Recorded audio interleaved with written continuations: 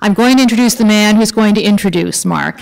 And that is a very charming guy in his own right. And of course, you'll remember him very well from his many years hosting Canada AM, Seamus O'Regan.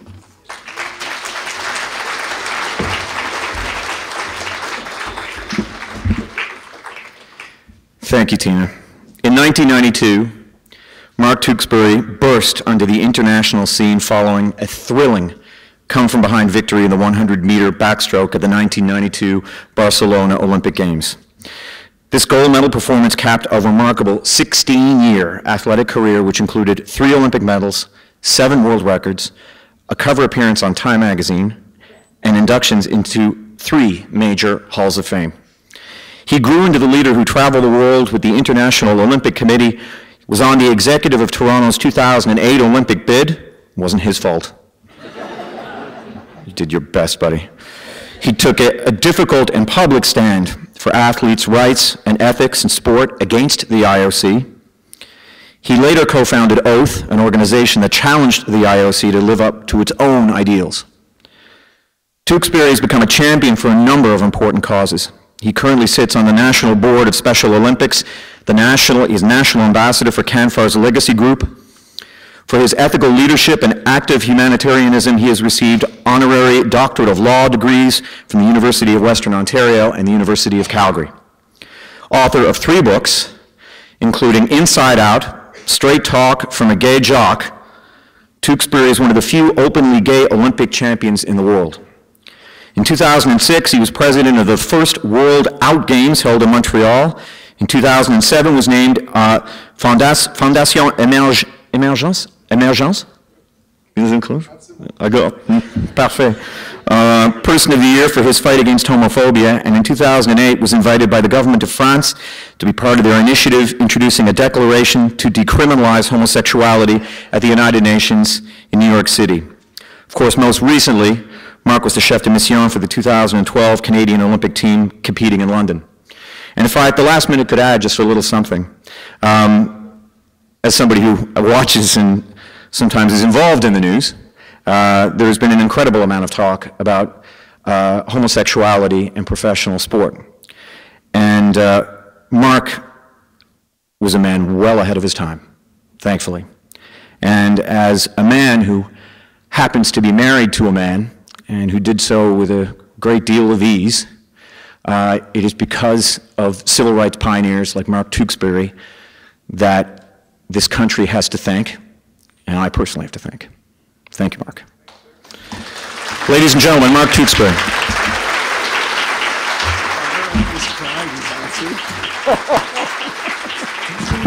Hello. Good evening. Oh, you need that. Okay. Good evening, everyone. Such a big house. Thank you for coming. Just before I start, I'm still involved, as you heard in my introduction, in many different organizations. And to my friends at Special Olympics CanFar and the Canadian Olympic Committee, thank you so much for being here as well. You're not in the speech, so I wanted to mention you. Okay, so it's such an honor to be invited to be asked to deliver the June Callwood Lecture. I was fortunate enough to live here in Toronto in the late 1990s and the early 2000s, and got to know June a little bit from being at various events with her. And she was such a remarkable woman. She was really one of Canada's most prominent social justice activists, and she founded or co-founded over 50 organizations that dealt with social justice issues, some of them including Casey House, PEN Canada, and the Canadian Civil Liberties Association, just to name a few. So such an icon, and it's so amazing that she's remembered through this lecture series. I'll never forget her words. I heard her speak once, and she said, quote, "If any of you happens to see an injustice, you are no longer a spectator. You are now a participant, and you have an obligation to do something," end quote. And I never forgot that statement. They're very powerful words to live by. I want to share with you tonight some of the events that I've seen from the lens of gay and sport, because that's where my activism, if you want to call it activism, has taken place, and how they pulled me in to actually become a participant. I didn't begin my life, and I don't think anybody does, with the idea of becoming an activist per se, but when I look back, there were certainly a few events in getting ready for tonight that I realized, okay, those probably laid the seeds for what would eventually happen later in my life. I grew up in Calgary, it's where I'm residing back again, and I started swimming, was part of the Cascade Swim Club, and the first big trauma in my life happened when I was about 11 years old, 11 or 12. The head coach of our swim club had an affair with the assistant coach. Oh, assistant head coach. It was a man and a woman. And it was scandal in Calgary, Alberta. And the parents were not having it. The parents were like, these two coaches are going to be fired. But all the kids loved the coaches. The swimmers didn't care. We just wanted our coaches to stay. And so we lobbied together in protest against the parents' decision. And my dad was on the board. My poor mom was caught in the middle. And unfortunately, we lost. The coaches got fired, and we got a new head coach. But it was my first organized protest and my first understandings of taking a stand for something that you believe in really strongly. A few years later, I made the national youth team at 15 for Canada. And I got together with the other top youth swimmers from across the country. Here in Toronto, we trained at the Etobicoke Olympian pool. And the problem with that was all the coaches that brought their athletes then coached the training camp, and they all wanted to kind of outdo each other. So they kept laying on more and more and more work, and we couldn't keep up with it. They were burning all of us out. And we were sitting and complaining and tired, and I decided I was going to lead this protest.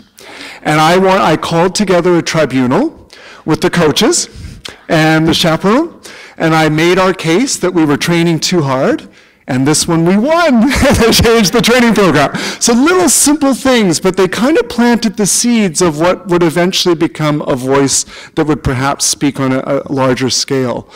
I made the national team when I was 18 years old and started to travel the world. And I got a broader sense of issues of social justice and also my place in the world. One of my very first trips was to East Berlin, back when there still was an East Berlin. And I was struck by the bleakness of the city and also the stark contrast in the living conditions that I was used to here in Canada. But I also saw the humanity. At that time, the East German women were a force to be reckoned with on the international scene. They won everything. And we would learn later that they were systematically given steroids and were technically cheating. And there was this very strong hatred that you could feel from the international community against this particular group because people felt like they were cheating and they weren't getting caught. But yet, I could always see the people behind that. I saw the women behind the men. Do you get it? These German women? Anyway, sorry. Okay, that was bad. But I do, just because they were doing bad things didn't make them bad people. And something about these East German women, maybe because I was struggling with my own issues of, masculinity and being gay, and there were these women that were big, all these things going on. I wanted to talk to them. So I actually studied German at university so that I could learn enough German to open the door to speak to them. And I'll never forget being at my first World Cup competition. And one of the big East German girls, Astrid Strauss, 6'4", was standing at the bar beside me. And I turned to her and said, "Wie geht's?" And she was like, her mouth fell open because I asked how she was in German. And then I said something like, "I carry a suitcase on a train," which is like what you learn in first year German. But she laughed and tried to speak some broken English, and we sort of had this connection. And I got to know these East German women, so much so that on my 21st birthday, February 7th, 1989, I was in East Berlin. It was the last World Cup that would take place before the wall came down later that year. And they decided, her and two other Olympic champions, two other women Olympic champions, Cornelia Search and Kathleen Nord, decided to take me out for a birthday lunch. And they took me to a place that didn't accept any Western money. You had to know about it from being East German. And it was this beautiful place with the maitre d' and gold gilt everywhere and luxury. We had 5 courses, and it was the most extravagant meal I'd had my entire life. And here it was in East Berlin. And sitting at this table with these 3 Olympic champion women, one of them, Kathleen Nord, said something in German and started to weep. And she left the table. And I, when she left, said to the other 2 women, "What just happened?" And they said, "Well, Kathleen has just had a bit of a crisis of faith because she's been told for so many years that people like you from the West are bad and evil. And she's sitting here talking to you and having a great time, and she sees that that's not true. And she's wondering how much else isn't true that she's been told in her life." And it was such an incredible moment, one of those kind of eureka moments that made me realize how important it is to challenge things, to dig a little deeper, and to seek out the truth.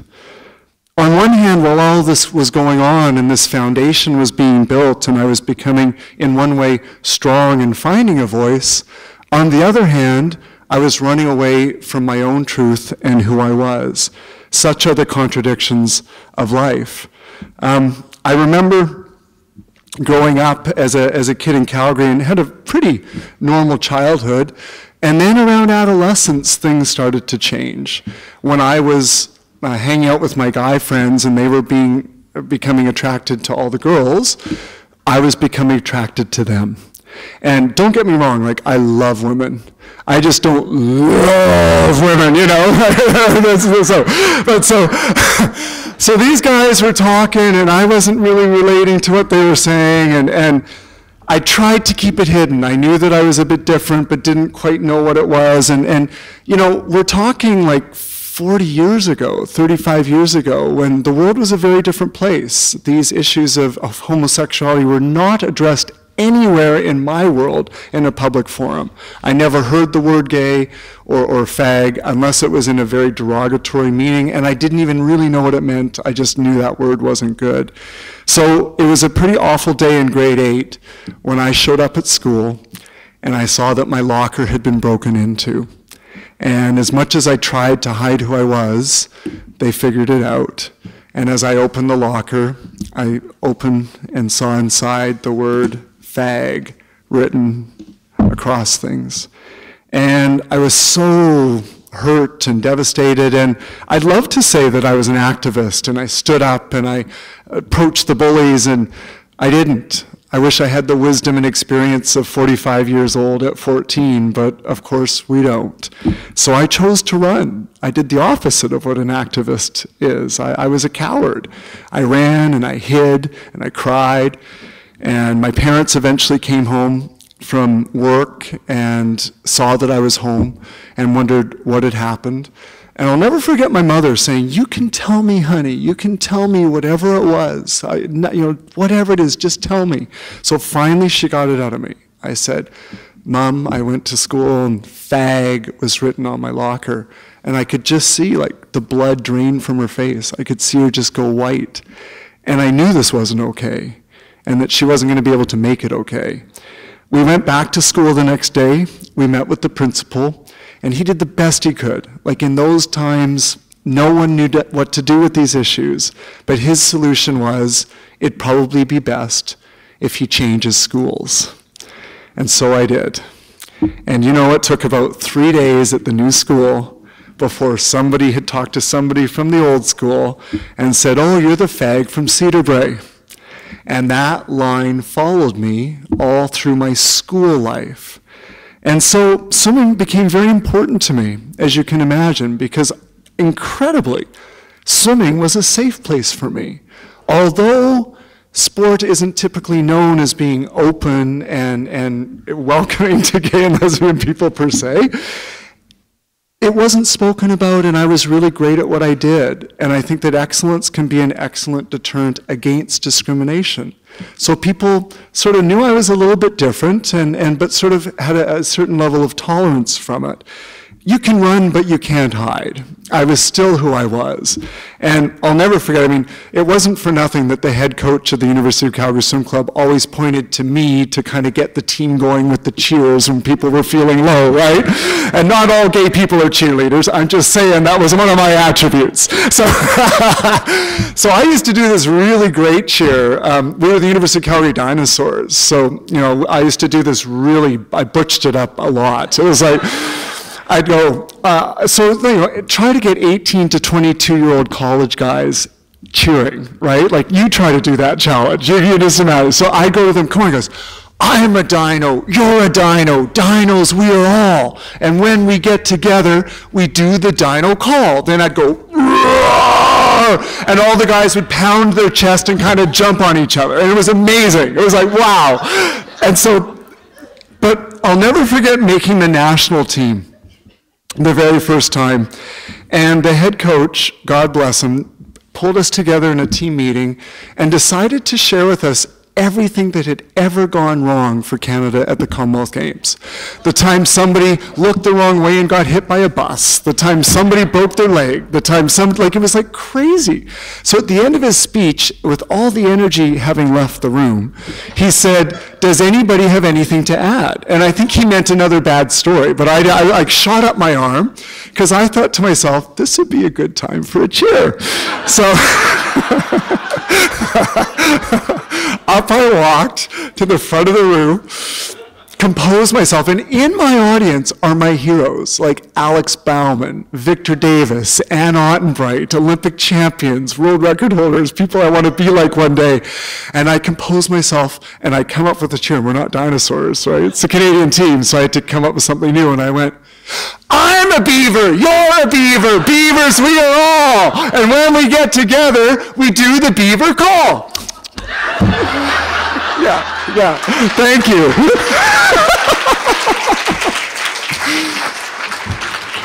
So, 42 athletes in that room looked at me like, he is so gay. Oh my God, I'm serious. But nobody said anything. Just a really quick sidebar. I'm going to come back to this. Injustice kills me to this day. It just hurts me so badly. And I don't know how many of you watched the Canada-USA women's soccer game from the Olympics last summer. Oh, you know, as a Canadian team, we can handle being beaten when somebody's better than us. We can handle when things don't go our way because other people are better prepared, whatever. But when an outside force changes the course of history by interfering, it's really hard to live with, right? So that was a moment during the Olympic Games that almost killed me. That was the one where I had to have a little scream and a cry with my inner circle in the village to let go of it so that I didn't give that frustration to the team. But I have to tell you, on the pitch, when that women's team won the bronze medal, they called up to the stands and said, Tewks, do the beaver cheer. And I did the beaver cheer for the women's soccer team, so I just had to tell you that. Okay, so anyway. So, no one ever spoke about it. And so that was kind of my MO. That's how I maneuvered through the world. As long as we don't have to speak about these issues, then we're going to be okay. I chose never to speak about it when I was a competing athlete back in the late 1980s and the early 1990s. I saw Greg Louganis, a diver at 1986 at the World Championships. He'd already won 2 Olympic gold medals. He was defending his World Championship titles in 2 different events at these 86 Worlds. And I saw that everywhere he went, all the guys had a little whisper campaign. The nastiest things. His nickname is so nasty, I don't even feel like I can say it in public to this day. Like, it was just so awful. And who wants to be that guy? I wish I was braver. I wish I had whatever it took at that time to stand up, but I didn't. It wasn't my time yet. I didn't want to have that follow me. I was afraid my coach wouldn't coach me. I was afraid my teammates wouldn't support me. I was afraid we were in the same locker room with the football team. I didn't know what would happen. So I just chose not to speak. But in promoting this event, I saw Now Magazine wrote, "Gay Olympian Mark Tewksbury gives June Callwood Lecture." And I think, oh my God, I would have died. Like, if I saw that in writing, like, I would have had a conniption fit on the spot. But I just never would have imagined speaking publicly about such a private issue as being gay until an injustice happened. And I couldn't just be an observer anymore. I had to do something about it. It was the most unlikely time. My father had died of cancer. He died very young at 55 years old, and I was just on the cusp of my 30th birthday. And I think probably my father passing away was one catalyst that opened a door for me to speak publicly, because he had a very hard time with it. And so that sort of cleared that path. But 6 months after he died, I was represented by a speaking agent here in Toronto, and they gave a showcase. And at the showcase, I was one of the 3 speakers, and I dyed my hair blonde at that time in my life. And so I came out on stage, and okay, yes, there was some music, and yes, I bounced out on stage, but I gave my speech as I always did, and I learned the next day that a client that was about to sign me for a 6-figure national tour of speaking pulled out of the deal because they thought that I was too openly gay. And here I was doing everything in my power not to be gay at all. And so I was at this place where it was just, you know, it was a little injustice done to me, but it was the catalyst that said, you know what? I got to find my voice here. I've got to speak about this and say who I am. I couldn't stand that dance of who knew, who didn't. How do I navigate this world? So I decided to come out. It was December 15th, 1998. I'll never forget it. I did an interview for the Globe and Mail about a week before it actually went to print. And when it came out, it ended up on the front page of the paper. And I've never actually been in Canada when I've been on the front page of the paper. I'd always been like an Olympic winner overseas or something. So I didn't understand what happens when you're on the front page and all the radio talk shows. You become the fodder of every sort of discussion that's going on. By 10 a.m., there were 93 messages in the voicemail box. 93 requests for interview and talk. And a CBC reporter was camped out at my door. I went to open the door. I was slammed the door. I was like, oh my God! So, you know, I thought I was ready for it, but I really wasn't. And it was such a big deal at that time. But I didn't see myself as an activist or a trailblazer. I just needed to be me. And in the course of speaking about my own story, it happened to intersect with a little bit of history, in that I just happened to be the first openly gay athlete in Canada to talk about it. Not that I was the first gay athlete, but the first one whose story kind of went out there. But I don't call that the beginning of my activism. I think as fate would have it, that's when I kind of discovered my voice. And when I found it in this part of my life, then it actually led to speaking up and speaking out in other areas as well.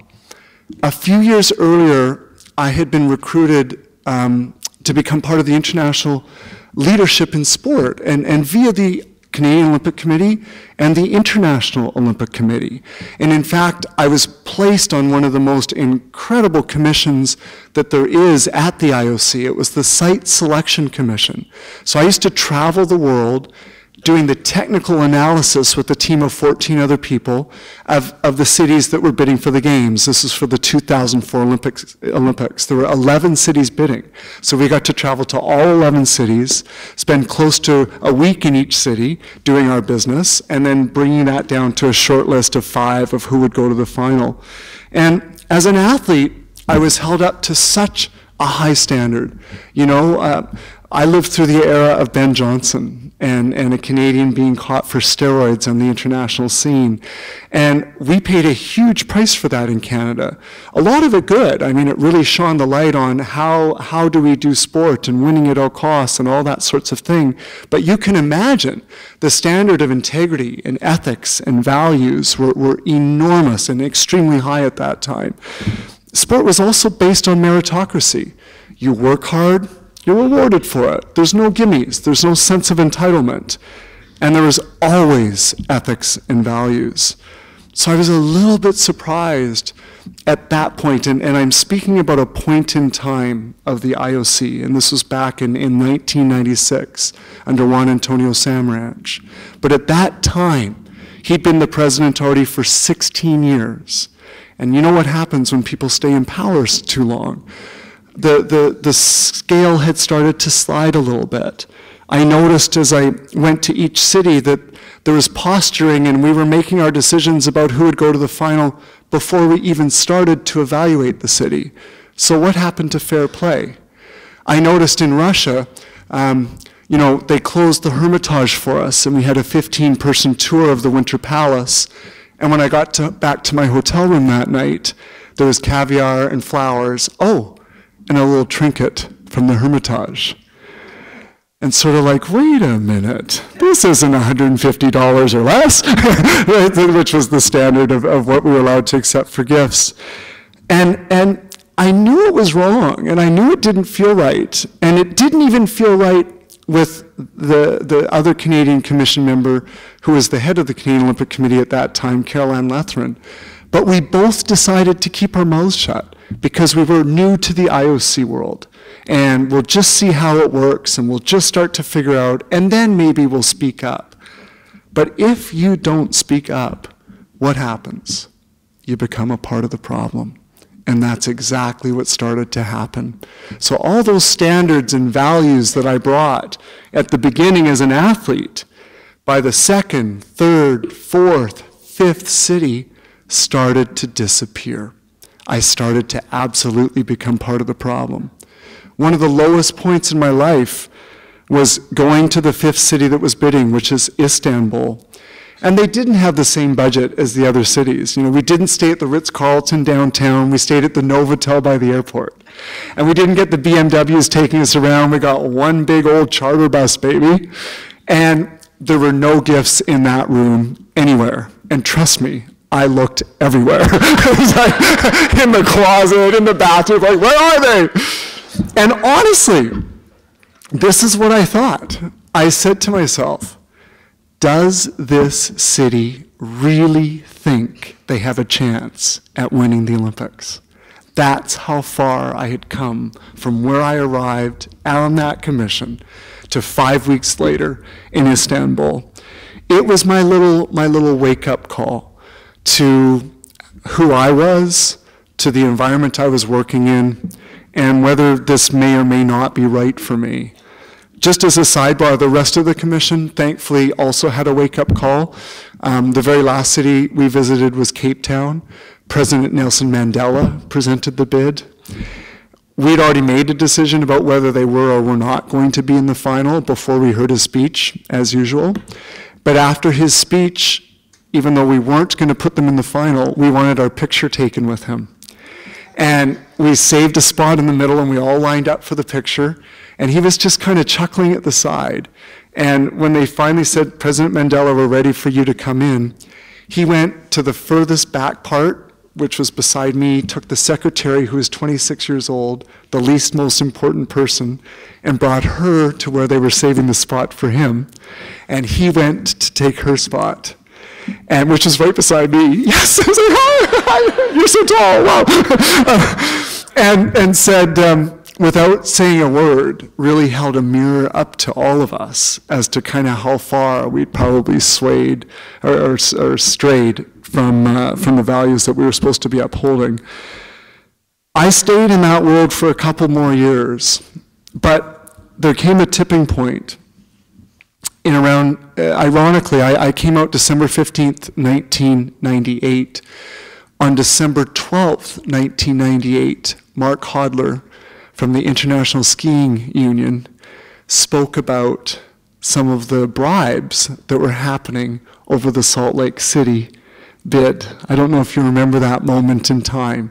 And all of a sudden, this Pandora's box was opened about some of what I'd seen behind closed door of the behavior of what was going on, especially in this bidding process for Olympic Games. And listen, temptation will get the best of us, you know. I'm not trying to blame people, point fingers here, because I think that we're human and we all make mistakes. Let me be clear about that.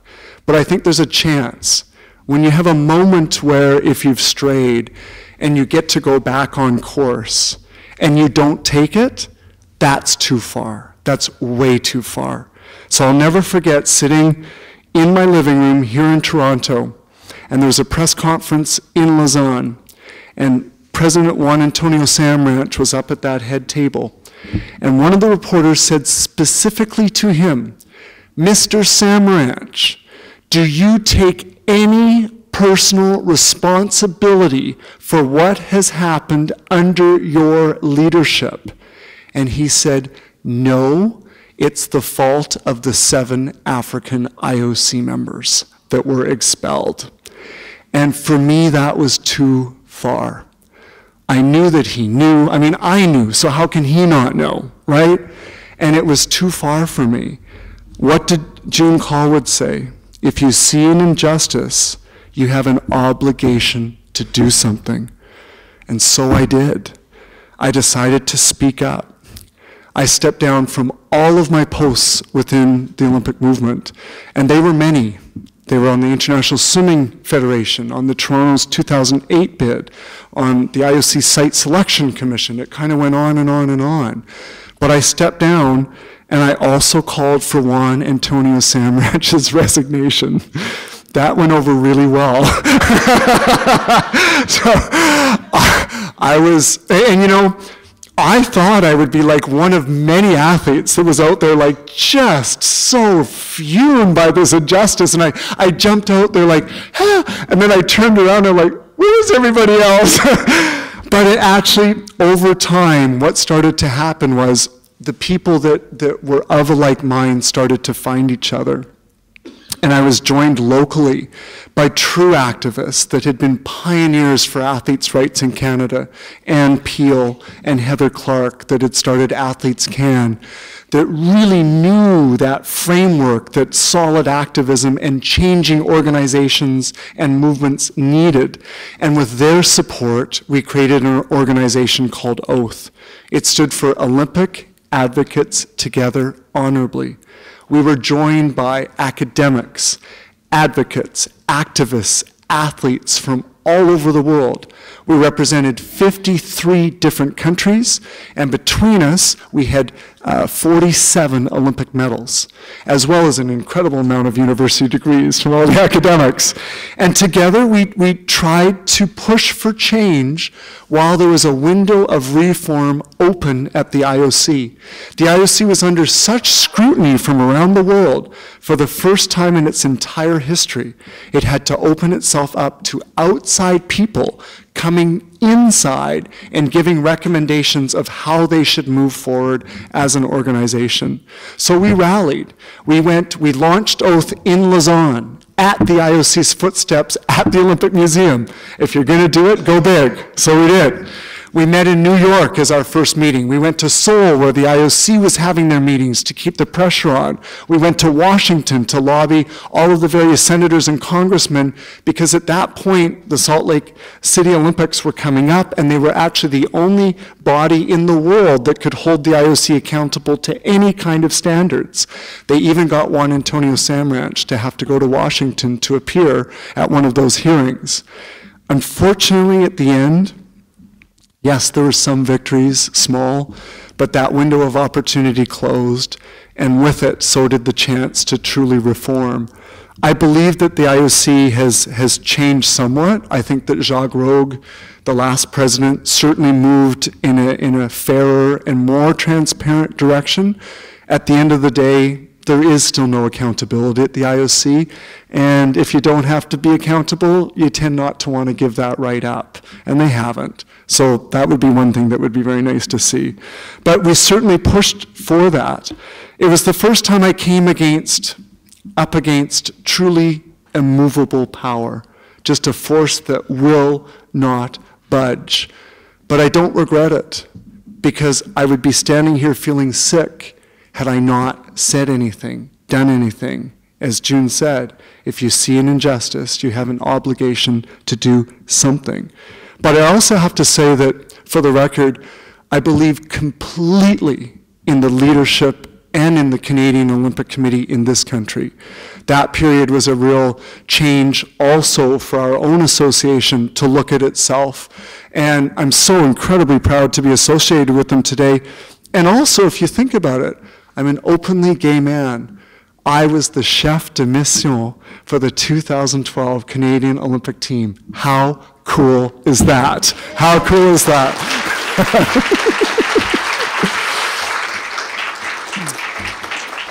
Because sport, for so many unknown reasons in a way, I've tried to figure it out, but we'll talk about that maybe a little bit later. For so many reasons, sport remains behind the rest of society on this particular issue, where there's so many openly gay business people, actors, politicians, doctors, you name it. It's part of pop culture. It's hard to watch television on any one night and not actually see a gay or lesbian character, really, or during the day, especially if you're watching Ellen. Okay, so, you know, they're out there. But sport remains its own world. It remains really behind in those areas. And when I think of gay activism in sport, I think of individuals. I don't think of many associations per se, because there haven't been historically that many. I think of Martina Navratilova. I think of Billie Jean King. I think of Greg Lewis, the trailblazers who paved the way for the generations to come. But I also know of a very important person that isn't so well known, but was definitely a huge activist. His name was Tom Waddell. And he was an American Olympian, and he competed in the Olympic Games and felt like there wasn't really a place for him as an openly gay man. And so in 1982, he started his own movement. It was called the Gay Games. And it happened first in San Francisco. Actually, it happened the first few times in San Francisco. It's a games that happens every 4 years, just like the Olympic Games. It's a multi-sport event, brings together people from, at first, all across America, and now all across the world. The goals were to promote inclusion and participation, and it just kept growing and growing and growing. So, although it was a little bit on the outside of the mainstream, there was certainly some activism starting to happen. People were starting to congregate via sport and as openly gay and lesbian people. But I didn't know about it, and many people didn't know about it. I learned about it in the year 2000. Montreal, the city of Montreal, was going to bid to host the 2006 Gay Games. I'd just come out in 98 and 99, and so they approached me and asked me if I would be part of their presentation to try to win these games. It was going to happen in Johannesburg in South Africa. And I was so excited to be part of it. For me, this was going to bring gay and sport together, which was like amazing. And it was also part of our bid was to have the world's biggest human rights conference on LGBT issues. So it not only brought together gay and sport, it brought together gay, sport, and social action. And so it was like, yes, like I'm in, so big time. So we went to South Africa. We pitched mostly an American group. We were up against 3 American cities, and Montreal won the right to host the 8th Gay Games in 2006. And a very exciting time. I left Toronto to move to Montreal. I wanted to really be part of it. If I was going to be involved, I wanted to build it from the ground up. And we were so on track. We had support from all three levels of government in the millions of dollars. We had sponsorship. We had Tourism Montreal behind us 100%. Cirque du Soleil was going to do the opening ceremonies. We were going to be doing it in the Olympic Stadium 30 years to the day of the closing ceremony of the 1976 Olympics. Like, it was crazy. It was like all lining up to be this most amazing thing. We even had Louise Arbour, at that time, the High Commissioner for Human Rights, a Canadian at the United Nations, to open our Human Rights Conference. Like, it was a dream. And then 2 years in to delivering this project, the Federation of Gay Games, like the IOC of the Gay Games world, thought that Montreal was too mainstream, that we were going too far with tourism, that maybe they didn't actually want a human rights conference. And all of a sudden, things just started to turn strange. And before we knew it, without getting into all sorts of detail, they pulled the games from Montreal and gave them to the city of Chicago. We're in $4 million, 2 years of our lives. This train has left the station. And I'm stuck again in this thing. People are like, God, Tewksbury, all you do is cause havoc. It's like, it wasn't me, it wasn't me. But what did June Callwood say? If you happen to see an injustice, you have an obligation to do something. We felt like this was unjust, and we felt like we had to do something. So we didn't stop the project. We kept going. We helped create a new international organization called the Gay and Lesbian International Sport Association, nicknamed GLISA, or acronymed GLISA. We became the first World Out Games, and we went through and still delivered in 2006. It breaks my heart to this day that this movement had to split, that unfortunately we just couldn't see eye to eye. But it was the only way forward at that moment in time. To this day, there's still two movements, and they still both work. Out of deference to the Gay Games movement, the Out Games movement moved 1 year earlier. So instead of going on a 06, 10, 14 cycle, they changed to 13, 17, 21. So actually, there's just more competitions now in the world for people to choose to go to. But I'm so glad that we kept going, because at that human rights conference, which has become a main part of every Out Games that's held in the world, Louise Arbour did open it. There was a Supreme Court justice from every continent of the world, all 5, that came and moderated all 5 plenary sessions. The participants came together and created what was called a Montreal Declaration to give Louise Arbour to take back to the United Nations when she left this conference. In it, we talked about issues of discrimination faced by the LGBT community around the world, to the most horrific extremes where people are being executed or imprisoned for life for being gay or lesbian, which is still happening to this day in countries in this world, to fighting for equal rights for LGBT parents. It sort of ran the gamut of issues, but really looked at how can we start to bring more equality to the world. Louise Arbour took it back to the United Nations. And then came my huge surprise. 2 years after the Games had ended, it was November, and I got a call that the International Affairs Minister from France was looking for me. I'm like, really? Oh my God, what did I do in France? Never mind, okay. Just, it was a joke. So we finally connected, and because of that declaration floating around the United Nations, France decided to take the lead. And in 2008, on December 18th, they introduced to the floor of the General Assembly of the United Nations a declaration to decriminalize homosexuality around the world, to at least deal with that imprisonment and execution issue, and to make it not at least unlawful. We were so excited to watch it hit the floor, and one by one the countries that supported it showed their support.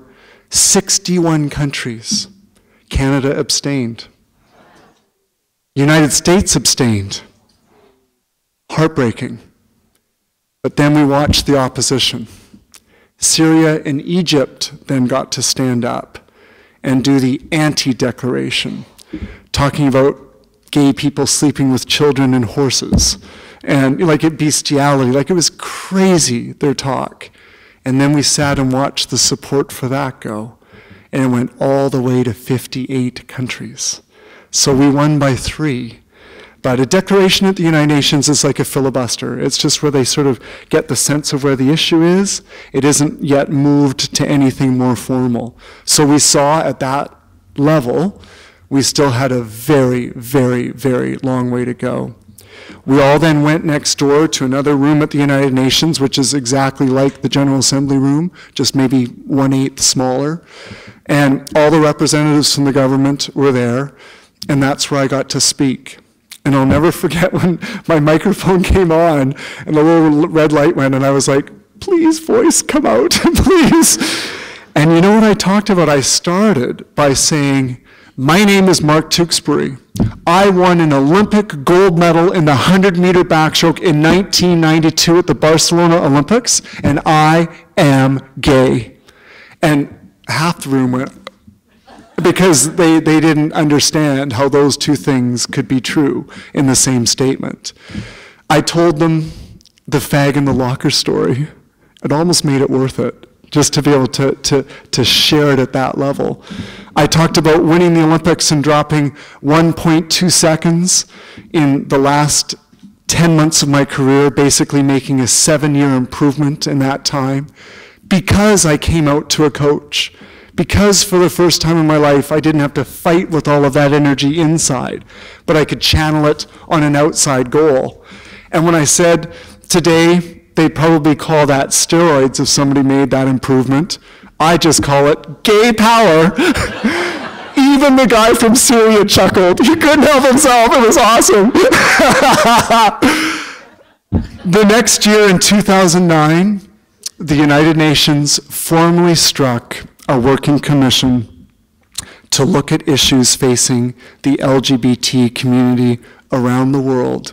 So finally, LGBT issues were on the formal agenda at the United Nations. When I came out 15 years ago, I thought it would be just a few years until we saw a change. I had no idea it would take this long for sport to finally get some momentum and start moving in a different direction. People always ask why that is, and I wish I had an easy answer, and it doesn't make sense to me. If you think about most of the major professional clubs in North America, they're in major hubs. They're in cities where urban life is filled with progressive people, and they're not in isolation or in a silo where none of these issues would be impacting them. But for some reason, sport has remained in a bubble. I think it has less to do with sexuality as it does with masculinity, and this ideal of men being masculine and of women being feminine. Women don't get off easy either. It's a whole other thing. But that masculine ideal that we're all struggling to attain, especially in that world of professional sports, because it's the ultimate in masculinity, there's a disconnect of how gay fits in that world. And that's the best I can sort of explain, perhaps, why it's taken so long. But just last night, so first of all, Jason Collins opened that door. Let's give Jason Collins, yes, he opened that door. First professional male player in a North American professional sport to come out in the NBA. Last night, Robbie Rogers actually made history. So Jason came out first, but he didn't play yet. So Robbie became the first openly gay male athlete to play in a U.S. professional league in soccer. And his story is so incredibly touching. He came out and then retired because he assumed he could not play soccer as a gay person. The coach from LA Galaxy recruited him and said, "That's the craziest idea I ever heard. What does your being gay have anything to do with how you can play soccer?" And he brought him to the team, and his teammates, when he came out, they knew it was history, and they all patted him, and they all had his back, and that's like the dream come true. That's like exactly what I hoped would happen when somebody finally came out. We still have a long way to go, but I feel like there's a two-pronged approach now. We have, on one hand, the individuals like Robbie and Jason out there doing their thing, but we also have organizations like the NHL, the Burke family, Patrick and Father Brian, that started You Can Play in honor of their son and brother who was gay and who was killed way too young, died in a car accident, and decided that they needed to change the culture of hockey. I almost fell off my chair when I saw the NHL commissioner endorsing a gay movement or a gay thing in hockey. I was like, oh my God, Batman, I can't believe it, we're making progress. But these are baby steps. But if the management and the leadership is willing to change the culture, and a few brave individuals are able to say, I'm the face of that, this is why it's important, I think we're bound to see more change in the years to come. Times are changing, yes they are, but you don't have to look too far to see how quickly we can revert to. The same time we're celebrating this change in sport, there was a massive, and I mean massive, anti-gay marriage protest in Paris this weekend. I was shocked to see the number of people involved at that protest. And it reminds me again of why we're here and why June Callwood's words must be remembered for a very long time. Whose responsibility is it to ensure that social justice prevails? All of us, every single one of us, in our own way. It can be telling your kid that, you know what, the word fag or gay is unacceptable. It can be helping somebody that needs a hand. It doesn't have to be standing up against immovable power. But every single one of us has a chance to make a difference, to speak up, to take a stand, to care. Because, as June said, if any one of us happens to see an injustice, we are no longer spectators. We are participants. And we have an obligation to do something. If we don't do something, then who's going to? If you see an injustice and you don't do something, who's going to? If not you, then who? And thank you.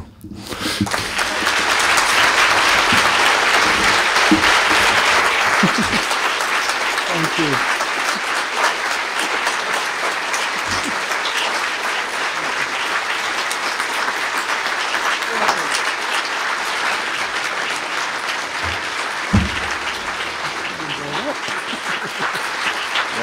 Good to see you.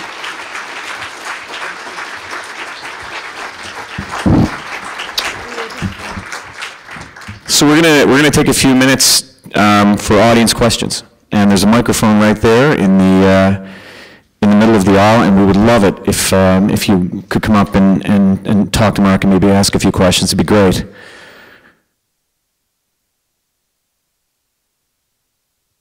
Okay. That was a great speech, by the way. Okay, good night. Can I just say again? Well, thank you for coming. It was great. Very inspirational. I remember when in 1992, I was trying to remember when you won it, because being a proud Canadian, I just got so excited. But that was fantastic when you won the gold medal. I just wanted to know, like, the bullying issue a lot of it has to do with being gay and everything. I just wanted to know what your thoughts are, because there seems to be a lot of stuff going on in the States and Canada about that type of thing. Well, that's a nice, light, easy first question. Thank you so much. I mean, you know, It's about bullying and my thoughts on what's happening in North America. And I mean, I just can't imagine. Like, remember a bad day at school and you could leave school and go home and be safe for a few hours? This world that we live in, where it's 24/7, 365, it's pretty brutal. The only good thing that is coming out of it is that we are talking way more about it. And way more schools are aware of what to look for. You know, I've been at many different forums over the past couple of years with guidance counselors, principals, where this is front and center, this issue. How do you change kids? How do you change that time in our lives where you're becoming an adolescent, you're becoming awkward, you don't want to be the one that's different, so it's easier to point to somebody else and make them that person. You know, unfortunately, it often takes the death of somebody to make us really wake up and act. And I think, sadly, there's been a number of deaths in the past 2 years here in Ontario, out in British Columbia, down in the United States, that has forced people to do something, but you know, not an easy solution to this problem. I certainly don't have it, but I'm just at least grateful that there's awareness about it and people are trying to do something. Agreed. If you wouldn't mind taking the mic, that would be great, just so everybody can hear your question.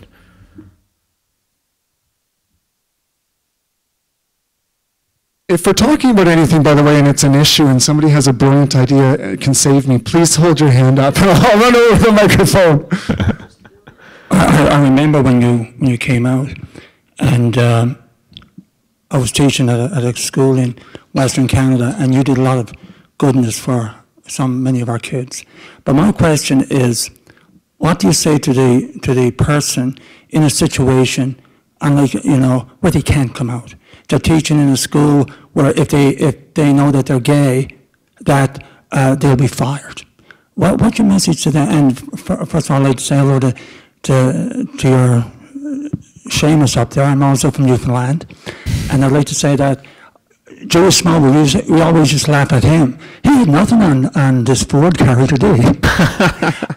But what do you say, Mark, to the teacher in a school who, if it's known that he's gay, he will be fired, and there's, you know, the authorities will say, well, you know, you're fired.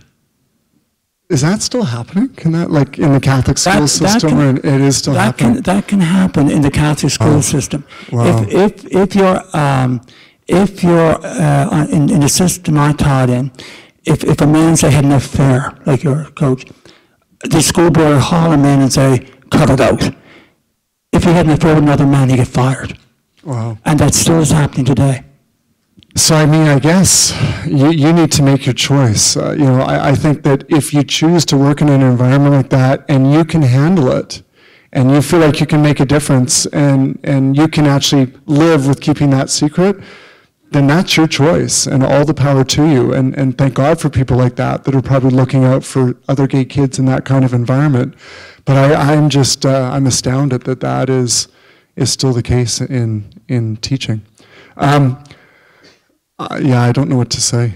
It's, I don't think, you know, if you really feel like you have to speak up, then I guess you have to understand there's going to be consequences, and that you may lose your job. And there is injustice in the world, right? And it's frustrating as all hell, but it is part of life. And the older I get, I don't like it anymore, but I'm more aware that life is not always fair. And sometimes we have to make brutal choices.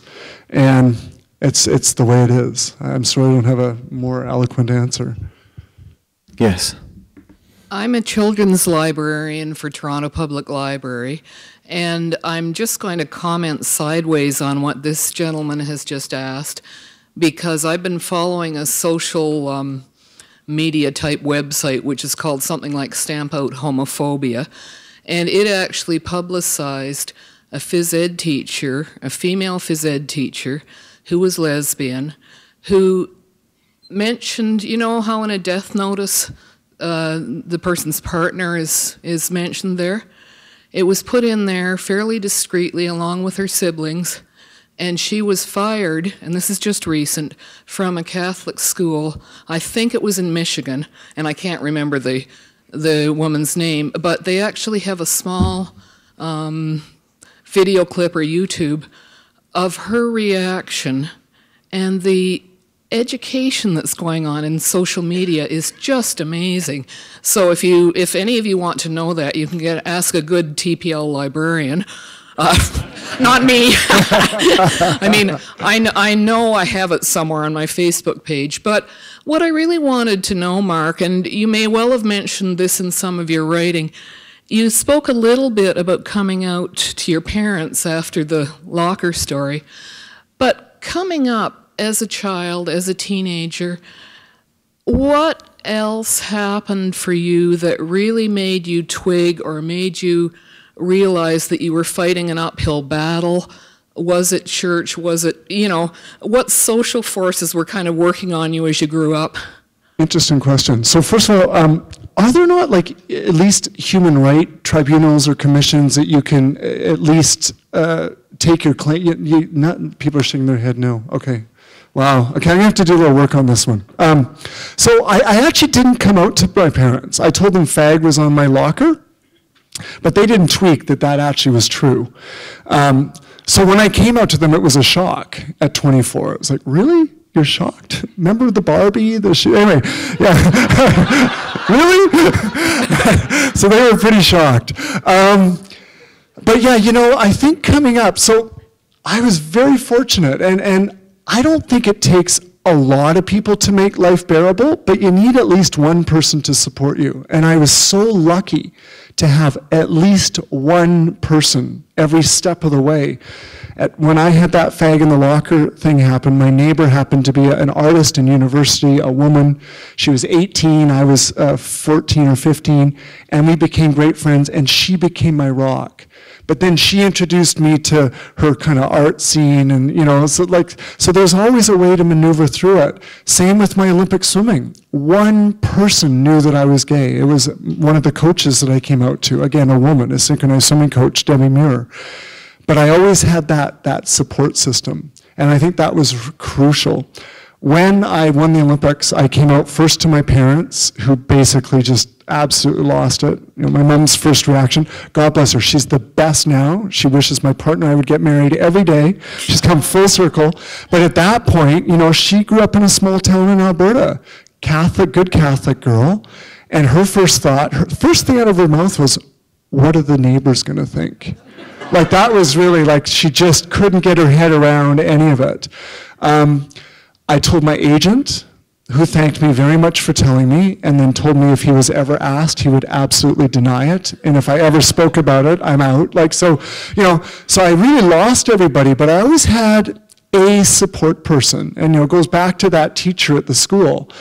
If you're able to do it and at least have a support system and make it work, you can do it. But I think if you're really feeling alone in the world, which is what most kids that have the bullying feel like, they don't feel like they have anybody to turn to, that's when your options become absolutely desperate and life becomes unlivable. So I was very lucky to have people there each step of the way. Usually not more than one, but I always had somewhere to go. I appreciate you saying that, and I'm just saying that I'm going to find this gets filmed. I know that it's available on the TPL website at some point, and I'm going to make sure I post that on Facebook. Thank you. Great. Tina, we have time for a couple more questions. I know we do. Let's go for it. Well, I'm a teacher, and I've got every gay kid's back. You know, I mean, when I was teaching a grade 4 class, there was this boy, I knew he was gay. And my gaydar just went, you know. And so I made a great emphasis on reading books to that class, like All Kinds of Families.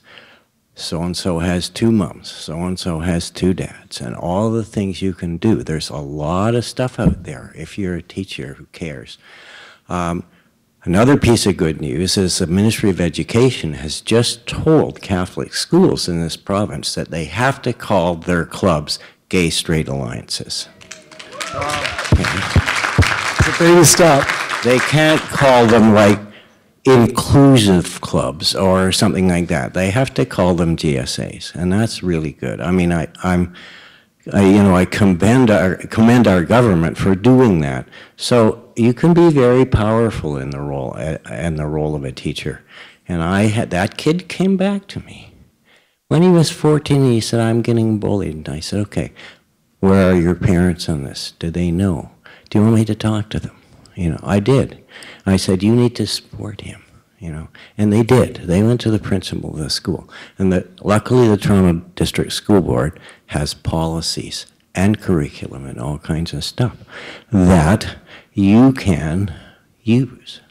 So it's not all teachers and it's not uniform, but what I'm saying is there is hope out there, and more and more and more. I think most of us in this room would be proud that we have gay marriage in Canada, and it's legal and it's great. Thank you for your comments. I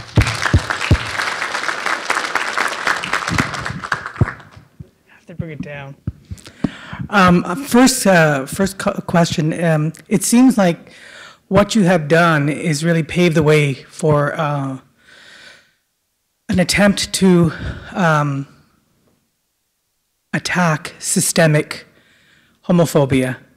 That is really, you're talking about the homophobia that was systemic among in the sports world, systemic homophobia that exists in so many social institutions in which we live.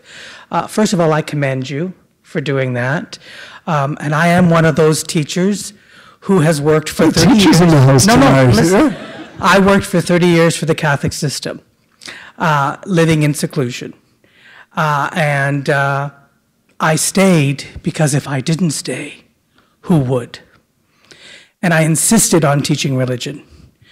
And I'm very proud that I did that.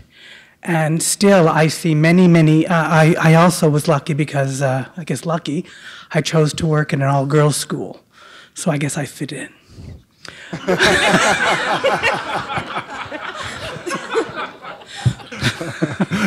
But I just want to know, do you have any plans to work with existing gay and lesbian organizations like Support Our Youth, other organizations, to help gay and lesbian, transgendered, bisexual students rediscover the joy of sport?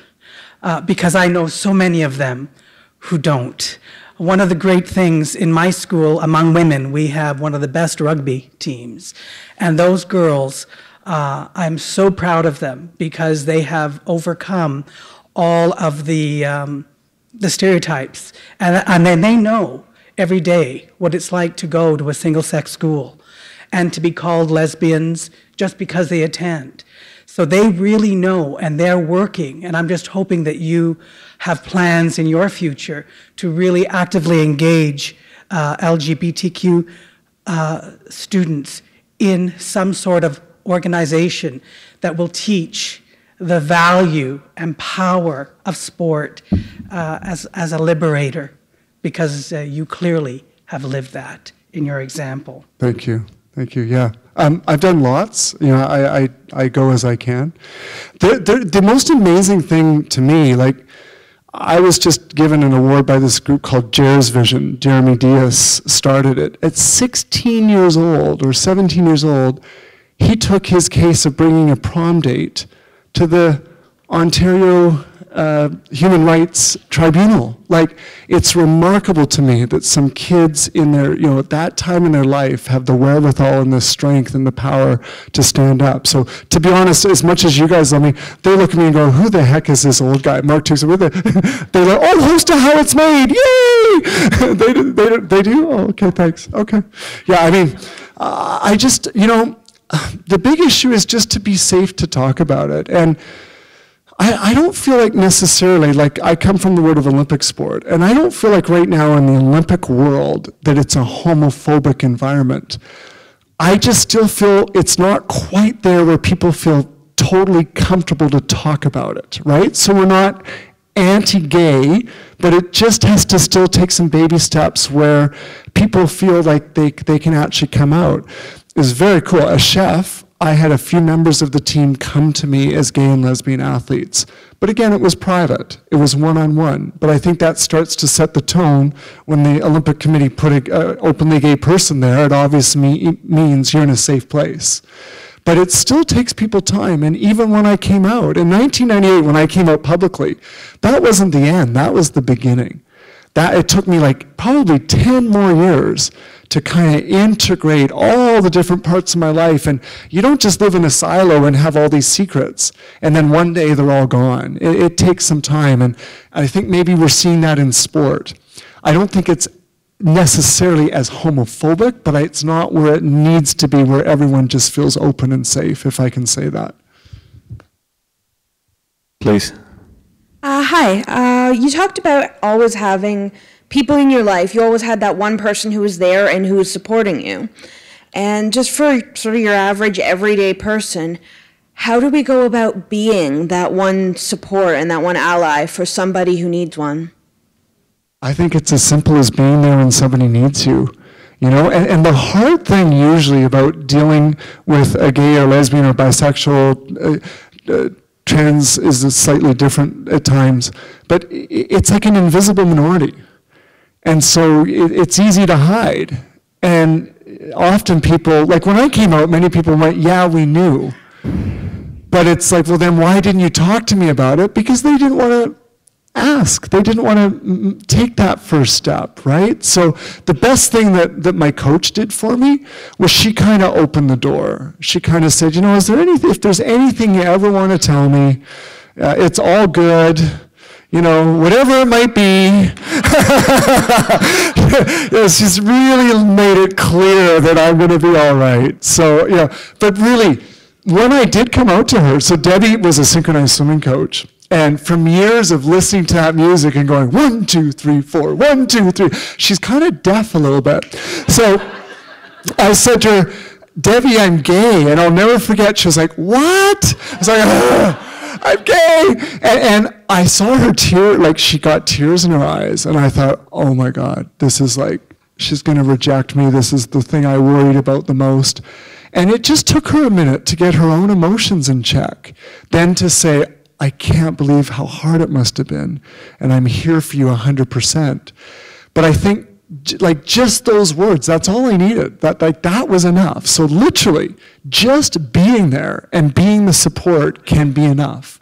And creating that space where people feel comfortable enough to tell it. Your final question. Good evening. First of all, Tina, thank you so much for always being so gracious and for spearheading this, and we applaud you. Tina. And Seamus, you are missed on Canada AM. Oh, thank you. And Mark, thank you so very much for coming this evening to address us. I guess sort of putting this all together in terms of organizations in Toronto, there, like a long time ago, I think it's still in existence, called the Fraternity, and I call it Gay Yuppies. And then now there's Out on Bay Street. And then when I'd gone to New York, I got dragged off to a party of gay lawyers. And so at this, I met gay lawyers, I met gay doctors, I met gay dentists, and they all had these little organizations. And so my question to you is there such a thing as sort of Olympian or gay athletes? Sort of a network of sort of support, social, professional, business, etc. And I'm thinking if, you know, there are upstanding, incredible people like yourself and others who would stand up and say they're a part of this. Do you think that perhaps if this was set in place, that then other gay athletes, professional athletes, may then be predisposed to coming out? Good question. I'm not, you know, it's a good question. It's tough to tell. I mean, I think, you know, I at least like that I'm so public. So I am the club. Like I am. So like a lot of people come to me, right? But I think it's a valid, you know, it's something to think about for sure. I think that most people in sport tend to speak about these things after they retire. And after they retire, there are places for them in the gay games or the out games at GLISA, the federation, because it's kind of like a master's league. So they can go actually be in sport, be around other people that are the same sexual orientation. And many people in the gay games and out games are actually also straight, because it's made for our allies as well as us. But it's just that everyone should feel safe to play sport. But it's an interesting question. Well, and how many gay athletes are there? Like, you know? Well, there is the 10 percentile, Handsome. Yeah, that's the sort of number, Yeah, right? But the thing is, then are you, and I'm not trying to make hay of this, but is it still not dangerous, but is it still perilous for people to come out who are in the NHL, the NBA, baseball, whatever? I mean, I would like to think we're on the cusp of it not being. I think that it's going to be safe soon. But I think that, like when I came out, it took my brain a while to catch up and my behavior a while to change. I think the psyche in sport is still that it's maybe not okay if I do that, and it's going to take some time for that to shift and to change. But I think we're starting to see it. I really believe it. I mean, Jason, I was happy. Now, Robbie last night, it's like, wow, already there's a second, and you know, by the time we're at the 5th, 6th, 8th, it's not going to be such a big deal. Now, I spoke specifically really from a male perspective. I just like to qualify this. It's a very different issue, I believe, as a lesbian, a gay woman in sport. And it's interesting. I think it's the other side of the coin. It's like there may be many lesbians that are in sport, but they're encouraged not to speak about it so they don't perpetuate the stereotype that everybody's a lesbian. And again, it comes down to that issue of masculinity. Because if you're a woman and you're good in sport, you must be masculine, and therefore you must be a lesbian, right? So it hinges around this. That's just my own hypotheses. But I believe that that's kind of the crux of the issue. So this is from a gay male perspective. I just wanted to qualify that at the very last question of the night, because the issue remains difficult, but it's come at it from a different way. Well, not that I want your partner to come and say, oh my God, another thing for him to do. But if I could please kindly charge you to give this some serious thought, because I think you'd make an extraordinary spokesperson, ambassador. Yeah. And I think if they saw, it's like in any field, if you see someone credible and worthy, then you would want to attach yourself to this cause. And so if I could, may I please leave that with you. And also, I heartfully thank you, Mark. Thank you very much. Thank you. Ladies and gentlemen, Mark Tewksbury.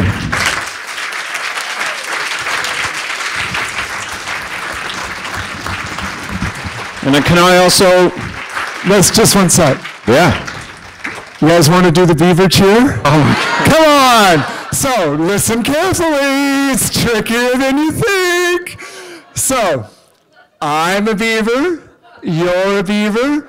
This is the tricky part. Beavers, we are all. It has to rhyme with, and when we get together, we do the beaver call, okay? So let's do it.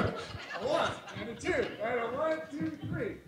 I'm a beaver, you're a beaver, beavers we are all. When we get together, we do the beaver call.